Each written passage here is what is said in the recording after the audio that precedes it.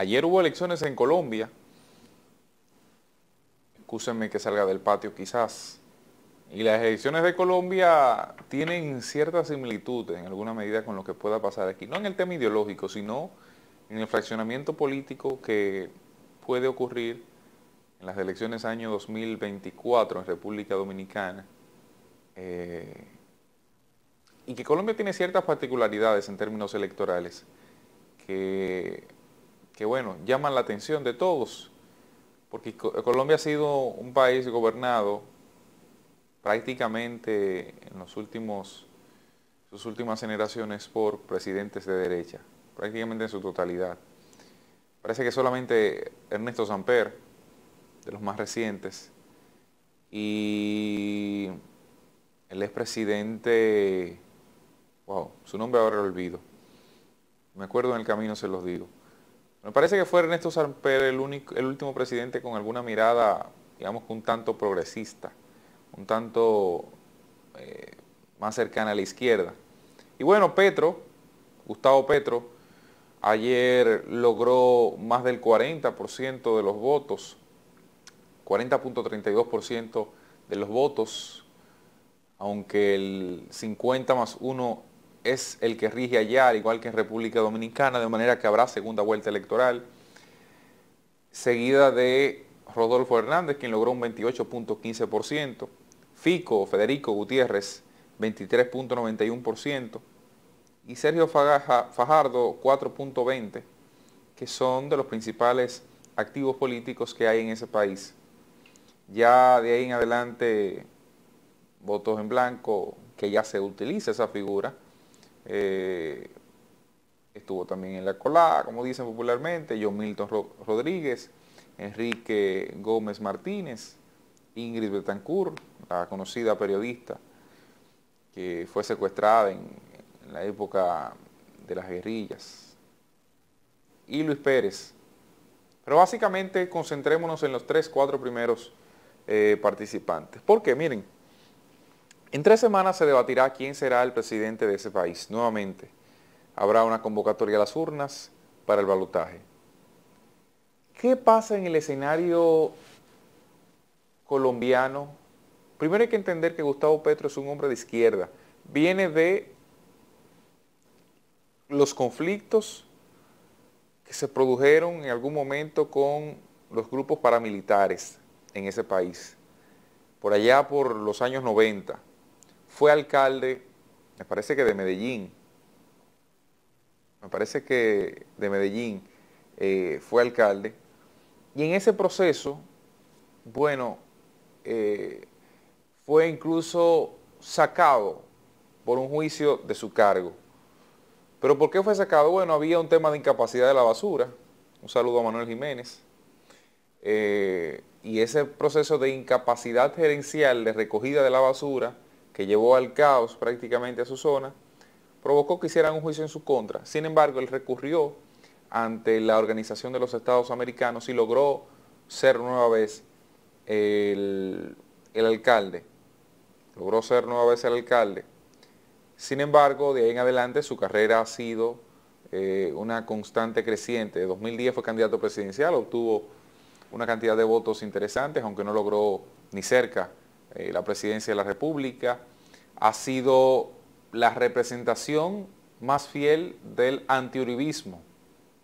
Y ese que ustedes ven en pantalla, Fico Rodríguez, es el mayor de los representantes de Uribe, quedó en tercer lugar con cerca del 24% de los votos.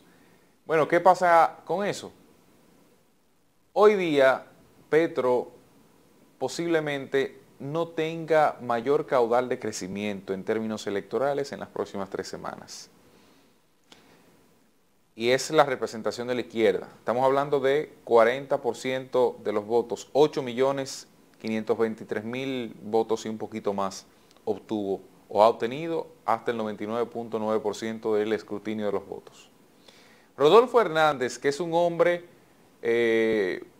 digamos, conservador, centro derecha, empresario, que ha tenido un discurso de lucha anticorrupción, esa ha sido la base de su discurso, un hombre que se hizo popular, un señor de de casi 80 años, me parece, 70 y tantos años, una especie de Bernie Sanders en Estados Unidos en términos de edad, que conectaba mayormente con los jóvenes porque su plataforma a base de publicitar su proceso electoral era TikTok, era esa aplicación.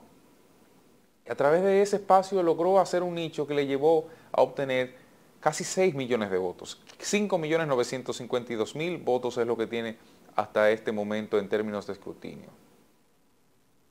Y usted dirá, ¿cómo? Bueno, y si miramos un poco más allá, Rodolfo Hernández no era la figura que aparecía en las encuestas para ser el tercer lugar. Aunque las encuestas hablaban mucho, bueno, de que se disputaba entre Fico y Rodolfo.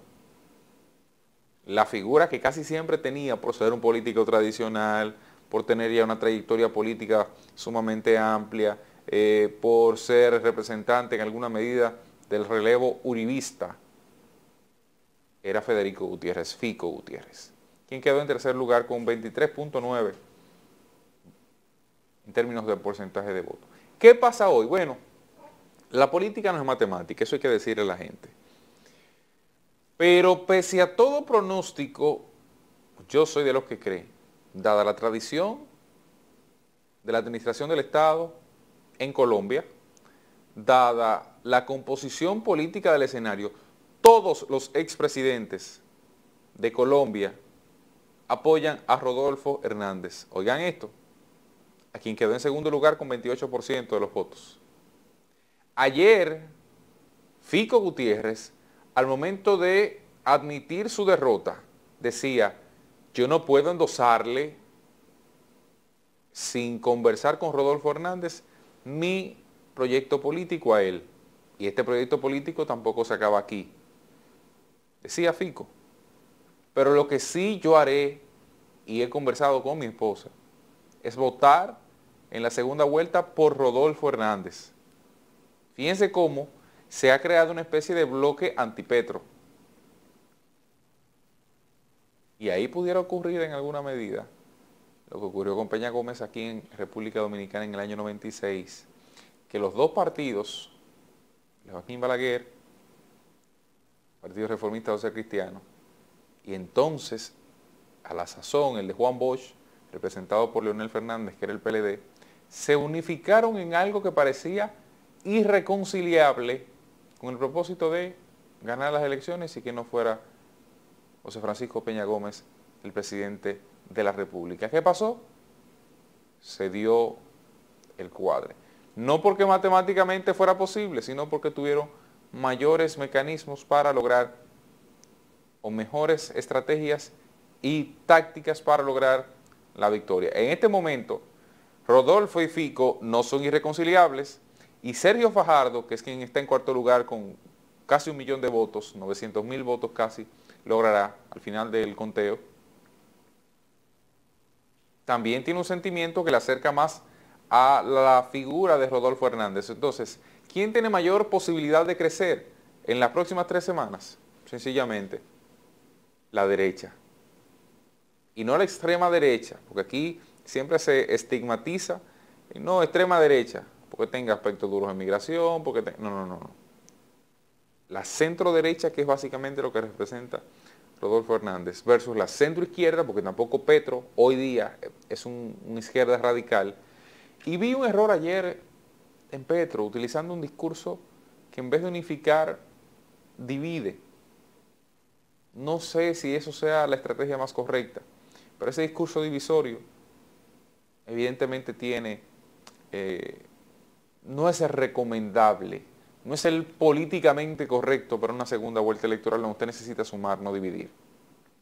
Y ahí se han perdido muchos candidatos presidenciales que, pese a llevarle la milla al que quedó en segundo lugar, pierden las elecciones casi siempre. En ese sencillo elemento. Peña aquí tuvo algo similar cuando estuvo negociando el acuerdo de Santo Domingo. Recuerden ustedes, cometió 1000 errores. Se entendió victorioso antes de tener en papel, en documentos, datos, las reglas del juego. Retiró a sus legisladores de la Asamblea cuando se estaba modificando la Constitución, y eso dio paso a que se modificara el modelo de Balaguer. lo que a su vez repercutió en las elecciones del 96. Aquí algo similar puede ocurrir. En términos legislativos, ya hay muchos que se van acercando a Rodolfo Hernández. Veamos finalmente qué pasa en 3 semanas, pero preste mucha atención a Colombia, es mi exhortación, preste mucha atención a Colombia, porque ahí pudiera ocurrir la antesala, con sus características evidentemente, de lo que en República Dominicana pueda darse en el año 2024. Fíjense bien, varias fuerzas políticas y el nivel de incidencia de estas en el escenario.